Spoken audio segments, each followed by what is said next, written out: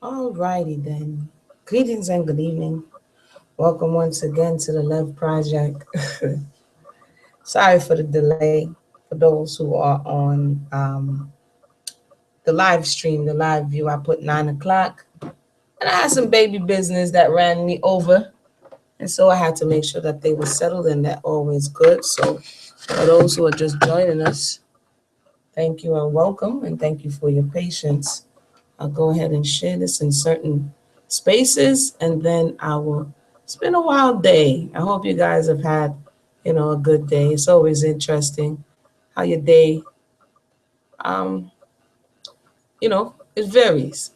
But all in all, at the end of it, you got to give all praises be to the Holy One. You got to give thanks for life and the ability to even experience your days.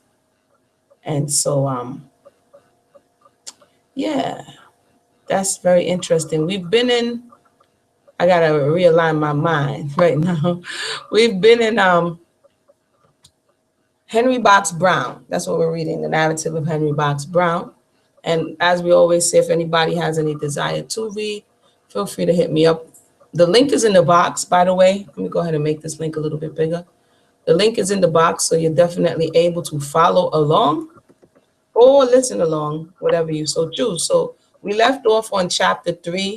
I was really liking the way Henry started off. His words are very passionate, and we're just going to go ahead and pick up from there. If you're a little bit lost and not sure, you can go to the first. We did that last week, the first 2 chapters, and then I'll pick up from here. So welcome once again to the Left Project. My name is Amuna Yisrael, and we're currently in the second edition of Henry Box Brown, episode number, I think, 76. So chapter 3. My master's son, Charles, at one time became impressed with the evils of slavery and put his notion into practical effect by emancipating about 40 of his slaves and paying their expenses to a free state. Our old master, about this time, being unable to attend to all his affairs himself, employed an overseer whose disposition was so cruel as to make many of the slaves run away. I fancy the neighbors began to clamor about our master's maltreatment to his slaves, for which reason he was induced to employ an overseer. Because remember, in the first one, he was saying that his master wasn't evil. They really didn't get beat. He gave them clothes, he gave them shoes, he gave them food. But as it is in other narratives, the nosy neighbors wanted to maintain this. Oh, it's like the person, oh, you don't beat your child. It's the other people around you now are putting pressure on you, because if they maltreat their chattels, as they would put it, or their slaves, and you don't, then it's making them look bad. And we saw that actually in the other narratives that we read with 30 years and change, 30 years a slave, which we just read. We saw that conversation happening. But let's continue. The change in our treatment was so great and so much for the worse that we could not help lamenting that the master had adopted such a change. There is no telling what might have been the result of this new method among slaves so unused to the lash as we were, if in the midst of the experiment our old master had not been called upon to go the way of all the earth. So basically he died. As he was about to expire, he sent for my mother and me to come to his bedside. We ran with beating hearts and highly elated feelings, not doubting in the least, but that he was about to confer upon us the bond of freedom. And that's a lot of times slaves were always, they was on the edge of their seat with that conversation, because they're thinking, okay, this master gonna, he gonna free us. And actually the children have a children's book here, and they thought that what was gonna happen. And the master actually bequeathed them to one of his in-laws. And so this is the conversation. And again, it's just to get into the mind of the slave, the enslaved at this point, of some of the thoughts that they were thinking. It says here in the least, but that he was about to confer upon us the bone of freedom. For we had both expected that we should be set free when master died. But imagine our deep disappointment when the old man called me to his side and said, Henry, Yon will make a good plowboy or a good gardener. Now you must be an honest boy and never tell an untruth. That was always funny. Again, they always wanted you to speak the truth. Shalom, Tisha, how you doing? Tish, I see Tish wanted to read today, but her mic wasn't working. But she'll comment along, and that's good for me too. So it's all good. Thank you for joining us. It says here, I have given you to my son William, and you must obey him. Thus the old gentleman deceived us by his former kind treatment and raised expectation in our youthful minds, which were doomed to be overthrown. We went to stand before the great Jehovah to give an account of the deeds done in the body. And we, disappointed in our expectations, were left to mourn, not so much our master's death as our galling bondage. If there is anything which tends to buoy upon the spirit of the slave under the pressure of his severe toils more than another, it is the hope of future freedom. By his heart, but his heart is cheered and his soul is lighted up in the midst of fearful scenes of agony and suffering which he has to endure. Occasionally, as some event approaches from which he can calculate on a relaxation of his sufferings, his hope burns with a bright great blaze. But most generally, the mind of the slave is filled with gloomy apprehension of a still harder fate. I have known many slaves to labor unusually hard with the view of obtaining the price of their own redemption, and after they have paid for themselves over and over again, were by the unprincipled tyranny and fiendish mockery of moral principle in which their barbarous masters delight to indulge, still refused what they had so fully paid for and what they so ardently desired. Indeed, a great many masters hold out to their slaves the object of purchasing their own freedom in order to induce them to labor more wickedness. Sorry, without at the same time entering the slightest idea of ever fulfilling their promise. So this is that hope deferred. This is why even to a lot of times poor people, for me, as I was reading this, like to play lottery. It's just that hope that maybe this may be the perchance, I can get out of my bondage financially, or I can get into a different space with just this dollar. But he's saying the mind of the slave was always teetering on, if I put forth more effort, if I just try more. That's like when people on the corporate plantations and they're like, if I just stay a little bit later at work, if I just show the boss, aka the master, that I really care, he's gonna give me that promotion. And then somebody waltzes in the door and he give them the promotion. You're like, what? And at least you get to go home. But in this case, they were still indentured. They were still not free.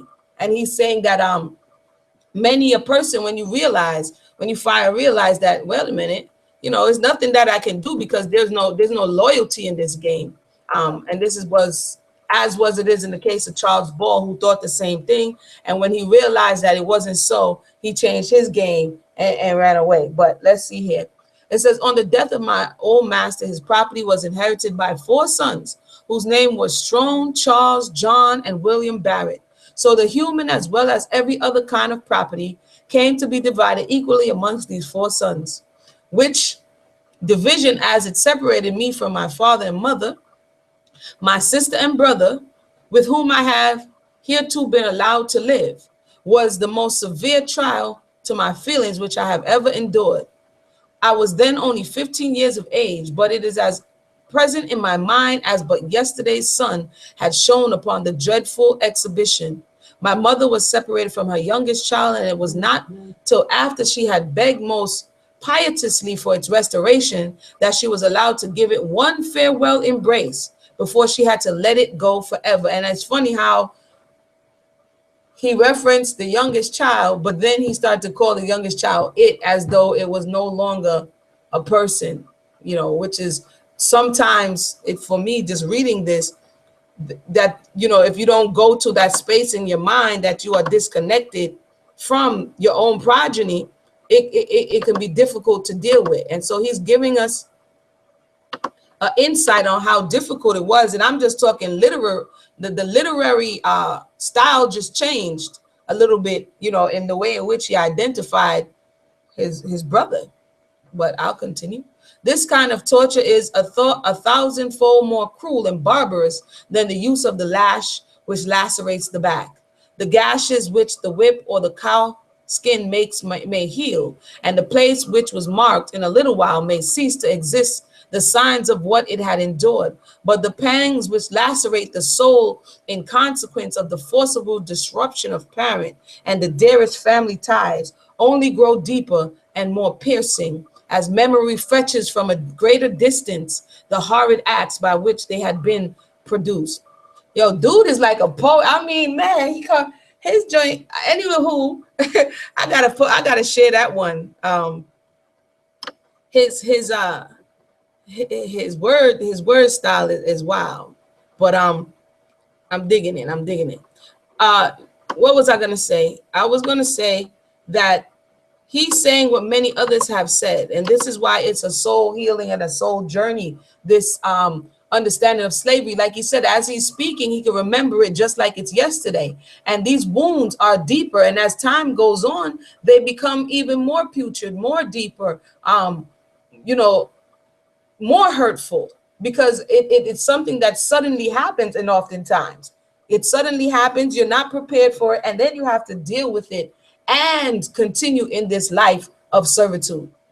It says, and there is no doubt but they under the weighty infirmities of declining life and the increasing force and vividness with which the mind retains the memoranda of agonies of former years, which form so great a part of memory possessions in the minds of most slaves, hurry thousands annually from off the stage of life. He says, mother, my sister Jane, and myself fell into the hands of William Barrett. My sister Mary and her children went another way. Edward another, and John and Louis and my sister Robinette another.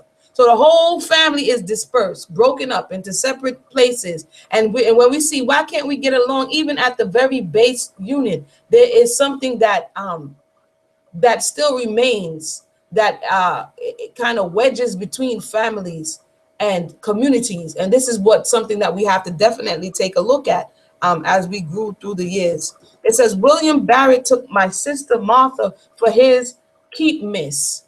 Oh, that's the first time I'm hearing of that. And he put it in quotations. It is a difficult thing to divide all the slaves on a plantation, for no person wishes for all family or all person or people, while both old and young and middle age have to be divided. But the tyrant slaveholder regards not the social or domestic feelings of the slave and makes his division according to the moneyed value they possess, without giving the slightest consideration to the domestic or social ties by which the individuals are bound to each other. Indeed, their common expression is that niggas have no feelings. Oh, deep. And that's not the first time we've heard this while reading, that they have no feelings. They don't feel like us. They don't hurt like us. They really don't really connect to their family. And this is the thought process. This is the justification that the European had to tell themselves in order to be able to sleep at night. You know, you have to be able to tell yourself something. You have to justify your actions in order for your conscience to rest. Because oftentimes when we know that we're doing something wrong, it troubles us. So we say stuff like, oh, I am doing this because they have no feelings. I'm doing this because this person is out of pocket. You know, we have to say something to make our conscience rest. My father and mother were left on the plantation, but I was taken to the city of Richmond to work in a tobacco manufactory owned by my old master's son.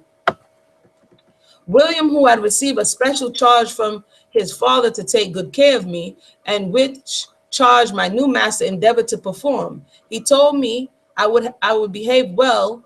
He would take good care of me and give me money to spend. I'll continue. He talked so kindly to me that I determined I would exert myself to the utmost to please him and to do just as he wished me in every respect. He furnished me with a new suit of clothes and gave me money to buy things to send to my mother. One day I overheard him telling the overseer that his father had raised me and that I was a smart boy and that he must never whip me. I tried exceedingly hard to perform what I thought was my duty and escaped the lash almost entirely, although I often thought the overseer would have liked to have given me a whipping. But my master's orders, which he dared not altogether to set aside, were my defense. So under these circumstances, my lot was most comparatively easy.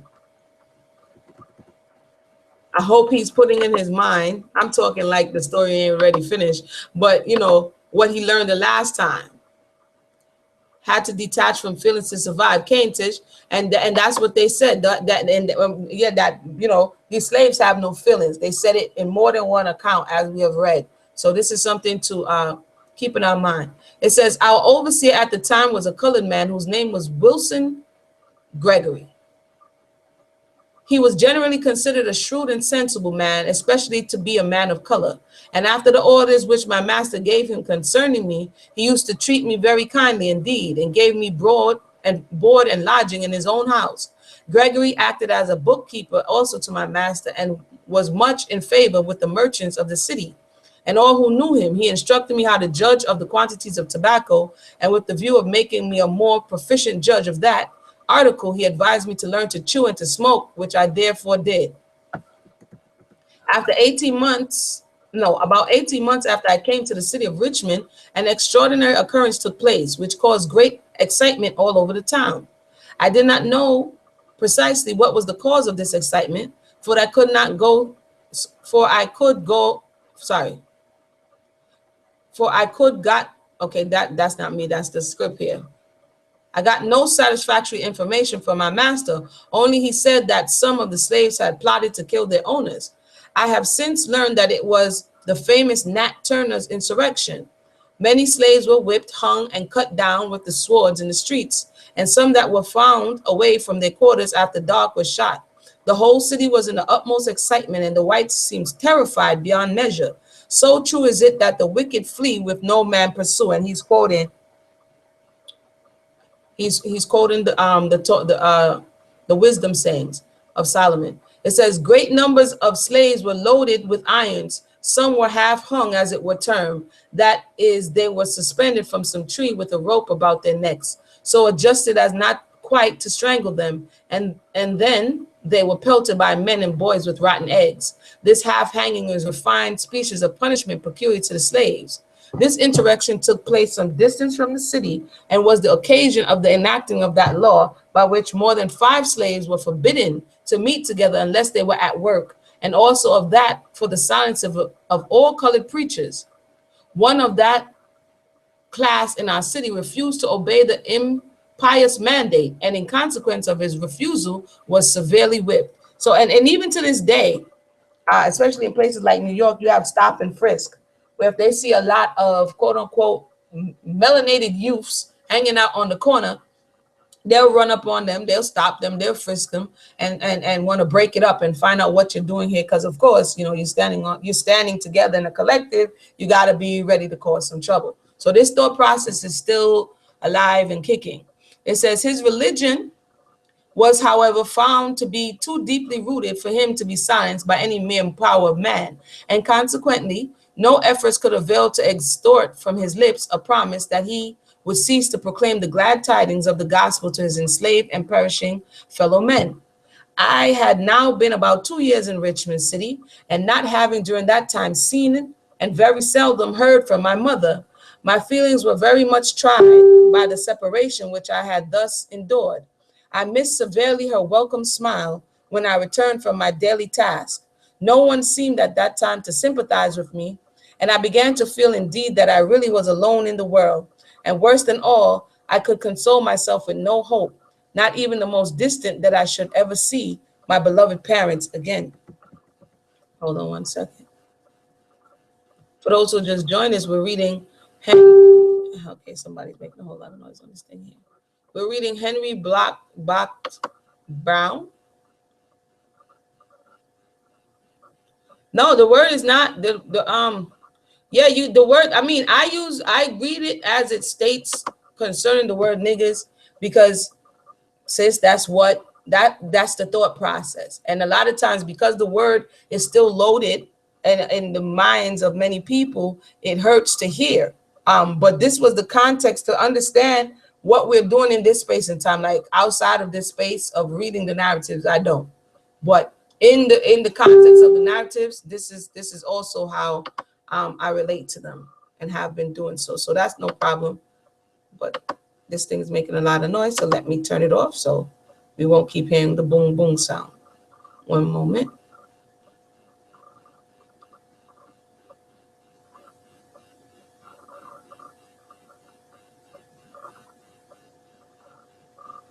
All right.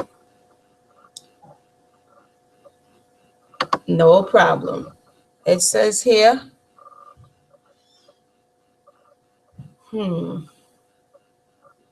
says, about this time, Wilson Gregory, who was our overseer, died, and his place was supplied by a man named Stephen Bennett, who had a wooden leg and who used to creep about up behind the slaves to hear what they had to talk about in his absence. Dude was an eavesdropper, right?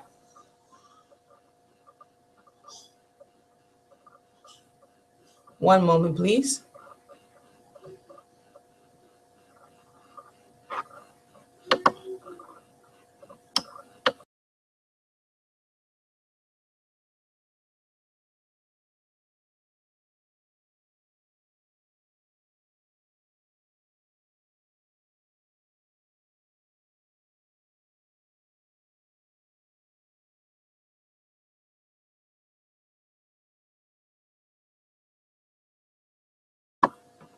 All right.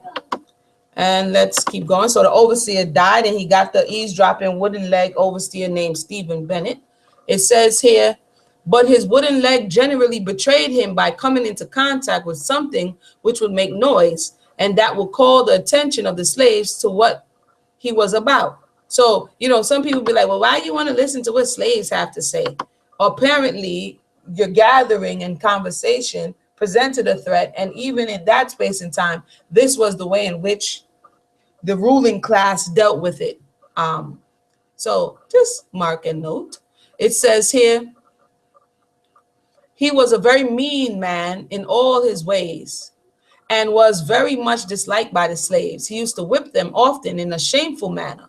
On one occasion, I saw him take a slave whose name was Pinky or Pickney and make him take his off his shirt. Then he tied his hands and gave him 100 lashes on his bare back. And all this because he lacked 3 pounds of his task, which was valued at 6 cents.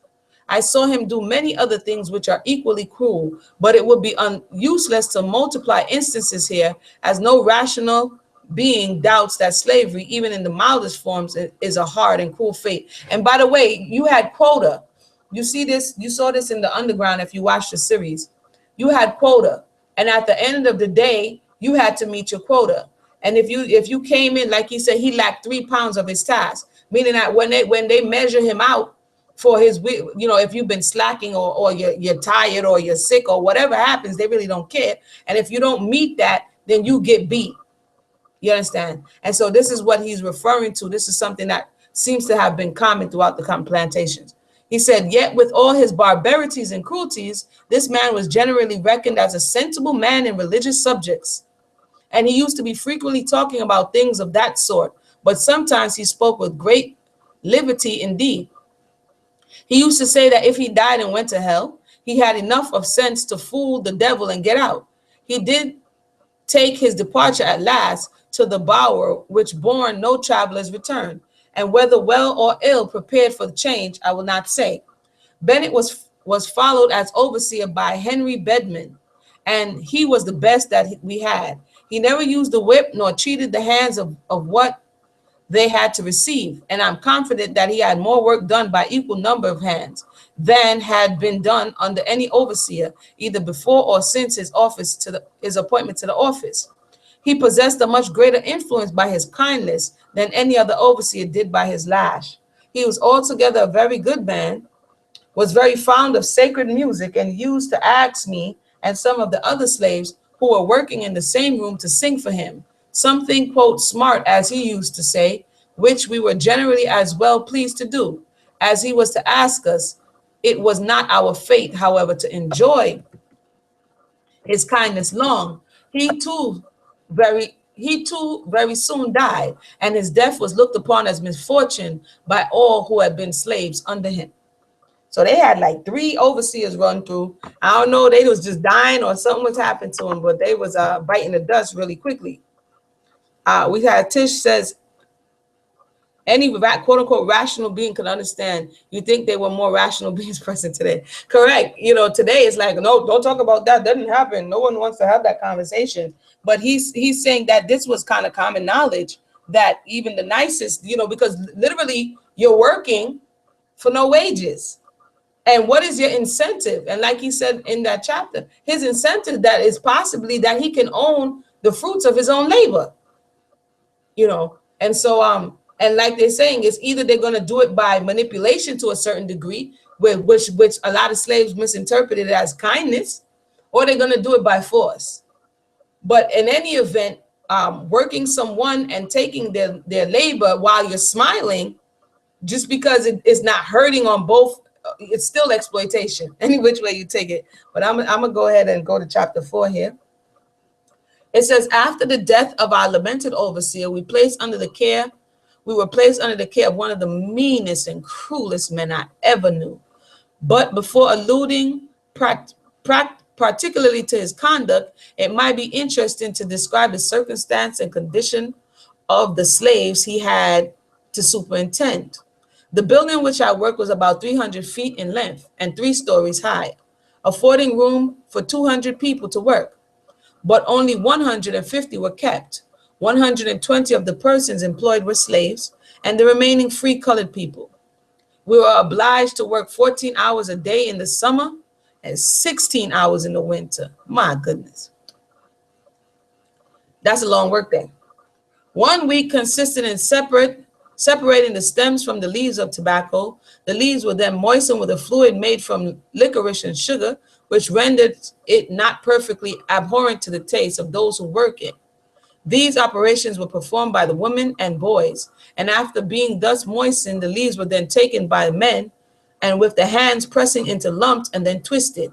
It was then sent to what is called the machine house and pressed into boxes and cases, whence it went to the sweat house, and after lying about 30 days there, are taken out and shipped for the market.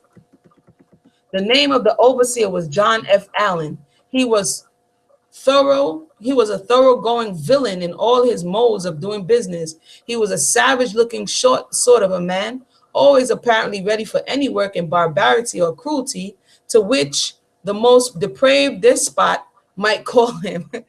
He understood how to turn a penny for his own advantage as well as any man. No person could match him in making a bargain, but whether he had acquired his low cunning from associating with that clan, or had it originally as one of the inherent properties of his diabolical disposition, I could not discover, but he excelled all I had ever seen in low, mean trickery and artifice.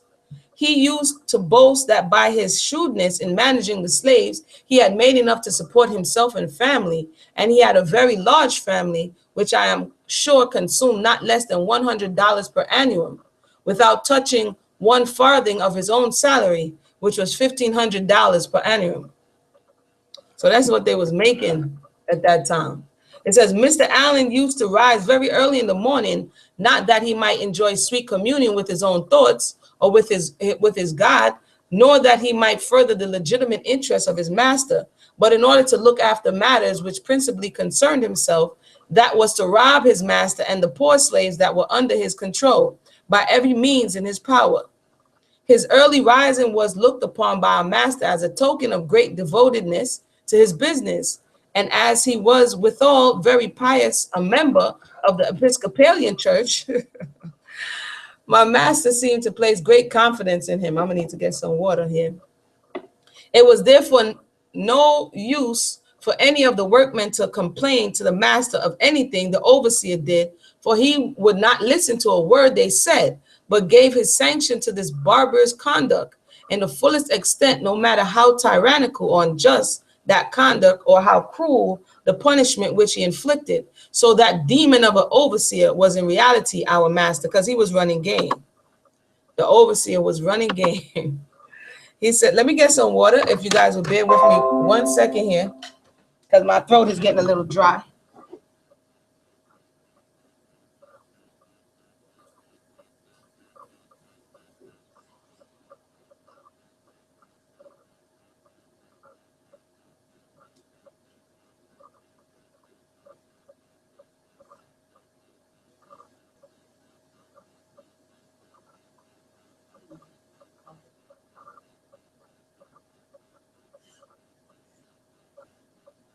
All right. All right. As a specimen, I'm back. All right. As a specimen of Allen's cruelty, I will mention the revolting case of a colored man who was frequently in the habit of singing. This man was taken sick, and although he had not made his appearance at the factory for 2 or 3 days, no notice was taken of him. No medicine was provided, nor were there any physician employed to heal him.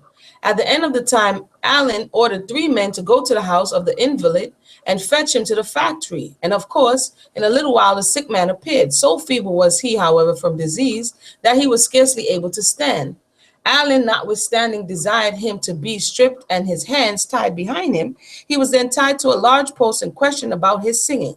Allen told him that his singing consumed too much time and that it hurt him very much, but that he was going to give him some medicine that would cure him. The poor trembling man made no reply, and immediately the pious overseer, Allen, for no other crime than sickness, inflicted 200 lashes upon his bare back, and even this might probably have been a small part of his punishment, had not the poor man fainted away. And it was only then the bloodthirsty fiend ceased to apply the lash.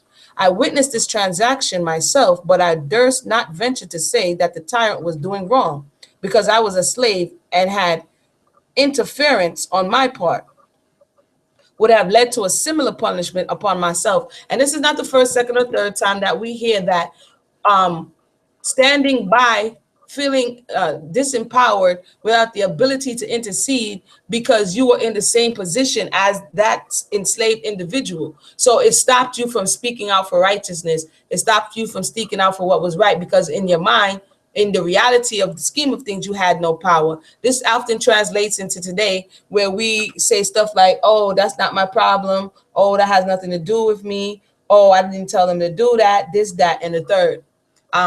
And so we see and it also flows over into the man-woman relationship, where a lot of times either the man was being abused or the woman was being abused, and in fear of retributive punishment, people said nothing. The man said nothing. The husband said nothing. So again, just keep all of this stuff in mind as we're looking at the things that plague us as a community. It says, this poor man was sick for 4 weeks afterwards, during which time the weekly allowance of 70 cents for the hands to board themselves was withheld. And the poor man's wife had to support him in the best way she could, which in a land of slavery is no easy matter. So it looks like, because they are not on a physical plantation, where he was working was actually a tobacco factory, that from what he's saying, they gave them a stipend.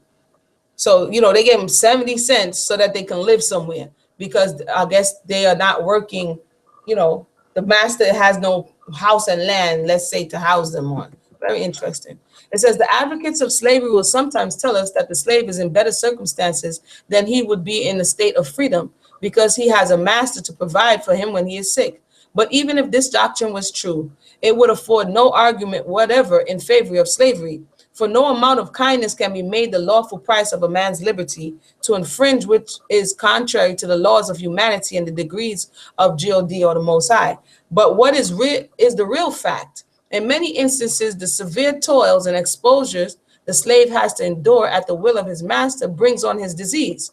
And even then he is liable to the lash for medicine, and to live or die by the starvation as he may, without any support from his owner. For there is no law by which the master may be punished for his cruelty, by which he may be compelled to support his suffering slave.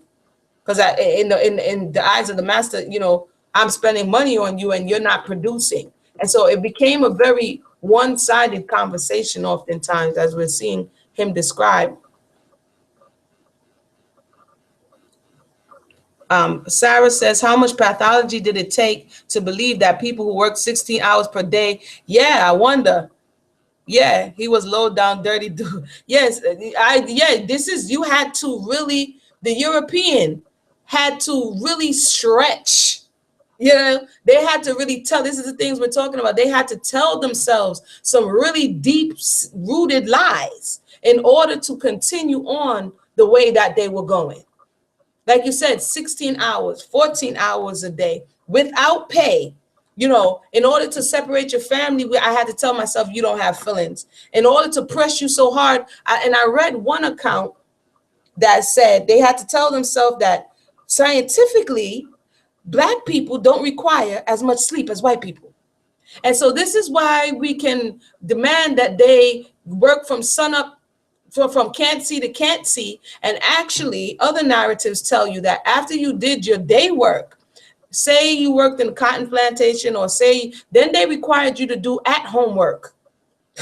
If you could imagine, they required you to card cotton, or they required you to spin or to weave after you did the work in the field. And they told themselves, well, it's because you really don't need sleep, because you're an animal. And so you can do this. So again, yes, you had to tell yourself a whole bag of lies to get down with some of the things. And then we began to internalize it and believe it, because, what else could you do when it seems that they're the ones with the money, and because all of your work is not amounting to your freedom, then they must know something that you don't. Very interesting. It says, page 26, my master knew all the circumstance. And thank you for those who just joined us right now. We're reading Henry Box Brown. This is the second installment of Henry Box Brown. I thought we was probably going to get through it today, but possibly, we'll see. We're on chapter 4. It says, my master knew all the circumstances of the case which I had just related, but he never interfered, nor even reproved the cruel overseer for what he had done. His motto was, Mr. Allen is all right, and so, right or wrong, whatever he did was law, and from his will there was no appeal. And you want to know why? Because in the master's mind, Mr. Allen is talking about that bottom line.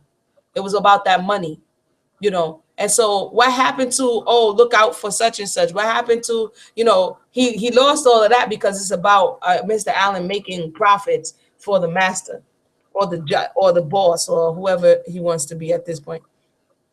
I have before stated that Mr. Allen was a very pious man. He was also a church member, but was much addicted to the habit of profane swearing, a vice which is in slave countries not at all uncommon in church members. He used to particularly to expend his swearing breath in denunciation of the whole race of Negroes, using more bad terms that I would here employ without polluting the pen with which I write. I tell you, I like Henry. He's funny. Henry's like, yo, he was so foul and profane, I don't even want to write the stuff. Amongst the best epithets were hogs, dogs, pigs, etc., etc.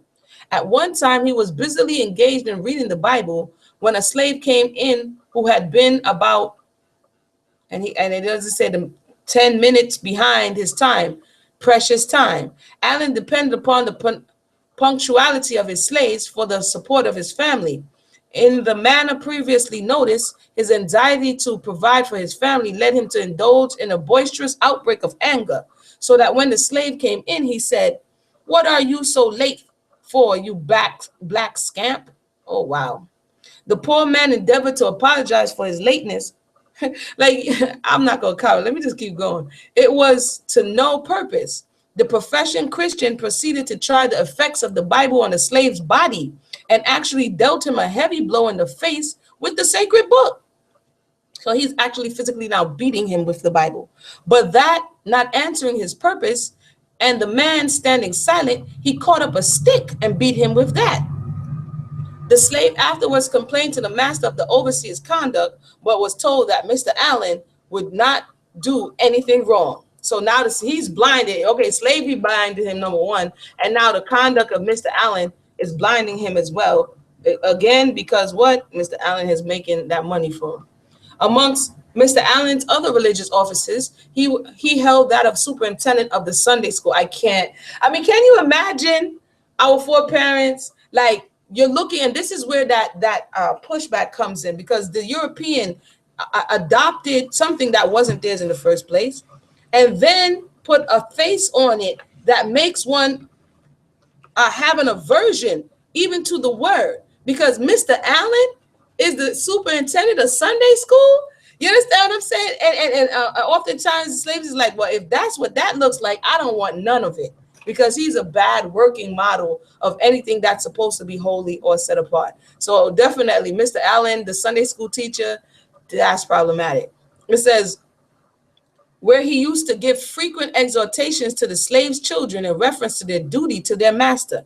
He told them that they must never disobey their master, nor lie, nor steal. For if they did any of these, they would be sure to go to hell. So there you got the closer right there. That's the closer on the deal. You understand what I'm saying? And that was what they always would say: don't lie, don't steal. Everything that they did, and then put the kicker on there as a control mechanism. It says, but notwithstanding the deceitfulness of his character and the fiendishness of his disposition, he was not himself perfectly proof against the influence of fear.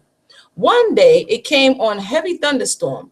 The clouds lowered heavily, and darkness usurped the dominion of day. It was so dark that the hands could not see to work, and I then began to converse with Mr. Allen about the storm.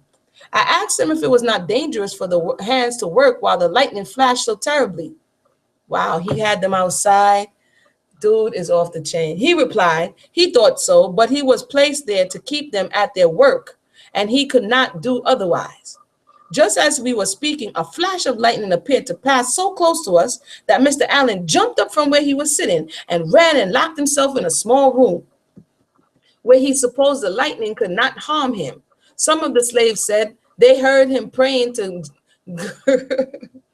some of the servants said they heard him praying that God would spare his life. That was a very severe storm, and a little while afterwards he heard that a woman had been killed by the lightning. These dudes was wild. Although in the thunderstorm alluded to, Mr. Allen seemed to be alarmed, at other times he did not appear to think seriously about such things. For I have heard him say that he did not think that God or God had anything to do with thunder and lightning. This same official had much apparent zeal in the case of the Sunday school. He used to pray with and for the children, and was indefeatable in teaching them the catechism after him.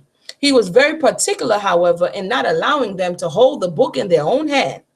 His zeal did not appear to have any higher object than that of making the children more willing slaves. For he used frequently to tell his visitors that colored people were never converted, that they had no souls and could not go to heaven. But it was his duty to talk to them as he did. You see again, that dissonance, that cognitive dissonance, that separation that he had to create within his consciousness, within his mind. I gotta read that again. He said he told people that come there that colored people had no souls. That's deep.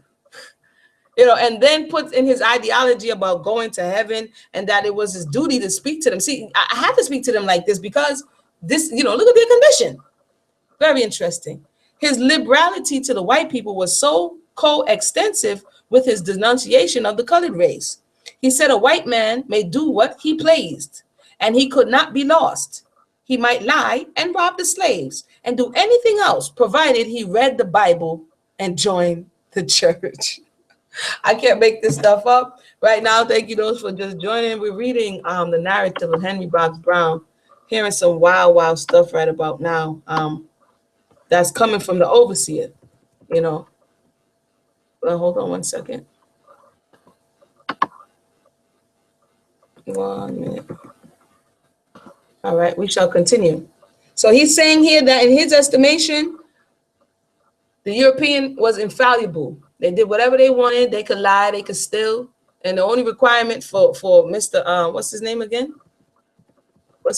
Allen, was that they went to church and read the Bible. All right, chapter 5. It may now be proper to say a little about the state of the churches in slave countries. There was a Baptist minister in the city of Richmond whose name was John Cave. I have heard this man declare in public that he had preached 6 years before he was converted, and the reason of his conversion was as follows. He was in the habit of taking his glass of mint julep directly after prayers or after preaching, which he thought wonderfully refreshed his soul and body. He would repeat the dram 3 or 4 times during the day, but an old slave of his who had observed his practice hinted to him something about alternately drinking and preaching to the people. And after thinking seriously on what the slave told him, he began to repent and was converted. And now he says he's truly converted because his conscience reproved him for having made human beings articles of traffic. But I believe his second conversion is just about as complete as his first. For although he owed the second change to one of his own slaves, and ever confessed that the first effect of his conversion was to open up to his conscience the evil of the traffic in human beings. Instead of letting those at liberty which he had under his control, and which might have been at once expected as a natural consequence of his conviction, he endeavored to apologize for the want of consciousness or conscience by finding what he called a good master for them and selling them all at to him. Oh, so he was convicted. Man, look, some of this stuff is hilarious. He was convicted in his soul, but he didn't want to lose out on his investment because in his mind, you're still money. So instead of setting you free and taking a loss, because we're talking business right now, everybody who's just joined us, sometimes we get sucked into the emotional aspect, but at the very core of this, for the European, it was business.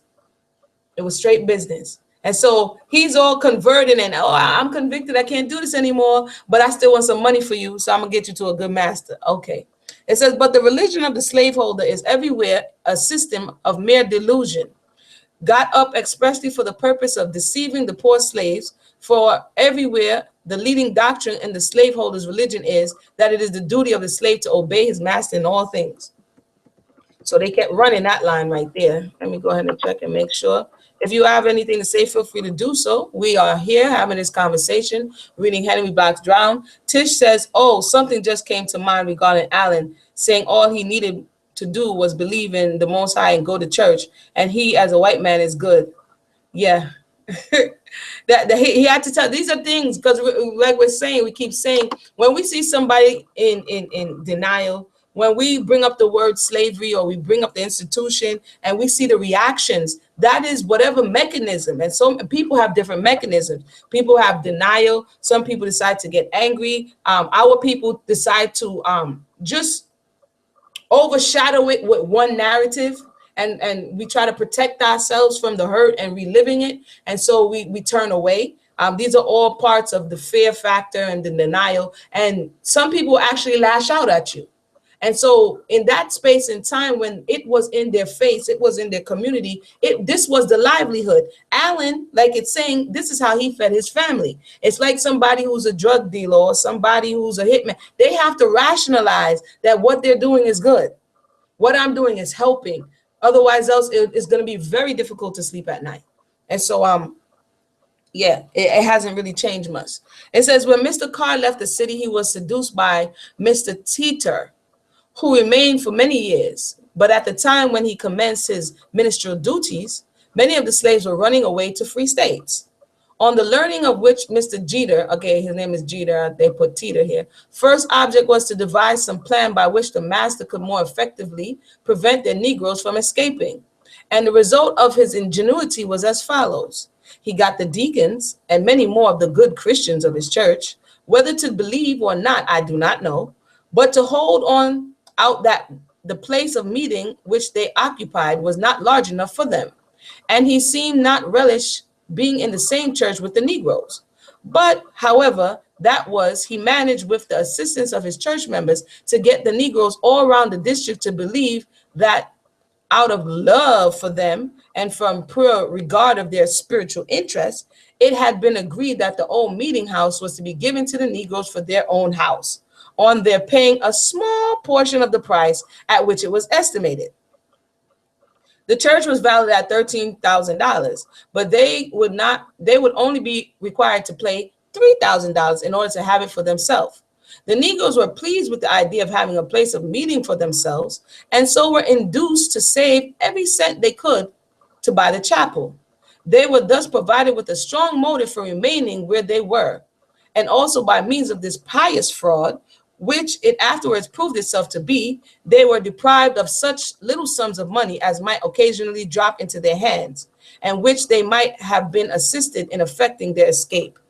So do you see that the plan is real? The people say, hey, you conspiracy, this, that. No, it's real, and in this space and time, in order to, like he said, manipulate the minds of the people to feel like, oh, I'm just so gregarious and I just want to help you out. But really, I want to make sure, like he said, that you don't run away. And I'm going to give you something that's going to make you stay put. Very, very interesting stuff. It says here, these resolutions were punctually carried into effect, and a splendid new church was built for the whites. And it was made a rule of that church that if any colored person entered it without special business, he was liable to be taken to the watch house to receive 39 lashes. The Negroes paid what was at first demanded of them for the old building, but when they wished to get it placed entirely in their hands, they were charged with still a further sum. And after they paid that, they had still more to pay. And never so long as was there got possession of the church, and probably never will. A minister was, however, appointed to preach for them beside the one that preached for the white people. So again, we're hearing and seeing, you know, you can do this thing, but I'm going to have to approve. And this was what was happening in a lot of spaces, and even today, that your church leaders or your religious leaders need to be approved by them. And then we see this now when a lot of them go to seminary, or you want to get status within your organization, then you have to be approved. So let that be noted. He doesn't have to ask for forgiveness, his word, and he doesn't regret not repenting or asking for forgiveness. Oh, the overseer, Mr. Allen, don't even call him Mr. Allen. Allen, the overseer. Yeah, he doesn't have to repent because in his mind, he didn't do anything wrong, you know. Correct. The psychology really doesn't change. You know, that's why I keep stopping and noting, because in this space and time, it's kind of gone undercover. It's kind of hidden a little bit, but the psychology doesn't change. And this is what I really like about, one of the things I like about these narratives. It shows you the mindset undressed, what it looks like when it's in your face. Now you really have to kind of read between the lines, but this is showing you in its rawest form. And there's a beauty to that because it helps you to understand who and what you're dealing with. It says, a man named Nop, who came from the north, preached once in the church of the Negroes. He took for his text, O Jerusalem, which killest the prophets and stoned them that are sent unto thee. How often have I gathered thee as a hen gather her chickens under her wings, and you would not. Mr. Jeter and the members of the white church were so offended at this man's sermon that they went in a body to his lodgings and were about to mob him. So this guy goes to church and he's saying something that they particularly didn't like, and they rush him. So this is a real aggressive mob mentality type environment. If he had not been defended by a number of his own friends, but I believe it had been left to the tender mercies of his professed servant of the Most High and his Christian associates, he would never have escaped with his life. The Reverend R. Ryland, who preached for the colored people, was professor of Baptist Seminary near the city of Richmond, and the colored people had to pay him a salary of $700 per annum, although they neither chose him nor had the least control over him. So these Europeans appointed him, and then now to the church, and then now the enslaved people have to pay this man's salary. Isn't this very, very interesting? He did not consider himself bound to preach regularly, but only when he was not otherwise engaged. So he preached about 40 sermons a year and was a zealous supporter of the slaveholders' cause. And so far as I could judge, he had no notion whatever of the pure religion, he says, of Christ. He used to preach from such texts as that is the epistle to the Ephesians, where Paul says, and this is the one they love here. This is the one when people say the slaveholders' Bible, understood that, like you're seeing here, the slave master did not give you what was in the Bible. First of all, you weren't allowed to read the majority of the time.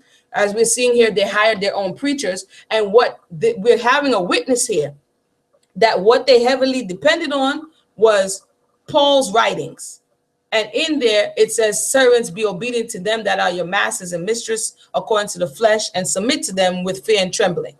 So he's telling us exactly when people just say, altogether the slave master religion. No, he was going to a specific place to say that this institution was sanctioned and that this is what you should do. And he's not the only one, as we came across these narratives, that said this. And I just think that this should be noted as well. It says he was not ashamed to invoke the authority of heaven in support of the slave degrading laws under which masters could with impunity abuse their fellow servants. We know that they weren't reading the entire text. because as you go further into the text, actually, if you go back into the text, the whole fugitive slave law would not have existed, because where you see that if a slave runs away for abuse, you are not to return that slave to the master. And that's what a lot of abolitionists were using on their part to push back on the South, to say, no, you're telling them one thing, but it really says this. And so a lot of them would not return back the slave to the master for cruelty. Let me see if we could knock this out a little bit here. We're on chapter 6 already. Yeah, we're gonna have to break it up in one more day. One more day. Let me see here. Let me make sure. Yeah, chapter 6 is kind of long, and chapter 7. All right, that's what we're gonna do. And then the appendix. 6. Yeah, we're gonna stop here. We're gonna stop here, and then we're gonna come back and read chapter 6 and chapter 7. So we're gonna have one more episode of Henry Box Brown, and that should be able to finish out this narrative. It wasn't that long of a narrative, but I'm so glad Mr. Henry wrote this narrative, because again, like I said, if we begin to dissect what we're hearing when we're reading, when we see these memes on social media, when we see these overarching general statements, we could say, no, that's not correct. You understand? Can you give me more insight? And I bet money. Okay, I'm not going to bet money today, but the large majority of the people who are circulating this information are just doing that, circulating information without if you go in and say, okay, what portion, according to the testimonies of the slaves, were used to justify their behavior? A lot of times you're not going to be able to hear it. You understand what I'm saying? And to just generalize the experience of slavery, to me, we lose the essence of why our foreparents even endeavored to write these things for us to understand today. We lose understanding, or we lose our ability to gain understanding. So hopefully, as I said, always, this is a great, for me, experience. We're on episode 76. And we just going to keep going a little bit at a time, a little bit at a time. And so I want to thank you for joining us. This is the Lev Project. My name is Amuna Yisrael. A lot of projects are going on right now. If you haven't checked out the book, feel free to check out the book, My Brother, My Keeper. It's in the box. I wrote it with my young daughter, Shiloh. And it's a cultural narrative about young boys in a family, their brothers, they're growing up, and they're learning how to look out for one another. So as we're reading these slave narratives and saw the things that broke apart as a community, we have to begin to do the things that are going to mend those fences and heal those hurts, so that we can get back in the space of working cooperatively. And we have to face these realities. People are like, well, we can't work together because we have yet to heal. And so hopefully we can continue to heal together on this journey. And so once again, I want to thank you for tuning in. My name is Amuna Yisrael, and I pray everybody have a blessed night. Tomorrow, I want to kind of finish the book this week. So I have something at 8 o'clock tomorrow, but if I could come on earlier, then I will try to come on a little bit earlier than 9 o'clock so that we can finish it out. And if not, no, Thursday's all booked. Yeah, definitely. I'm gonna try to come on tomorrow. And if you miss it live, hopefully you'll be able to get it on the replay. But once again, hopefully we'll see you then, and I'll talk to you soon. Shalom. Have a good night.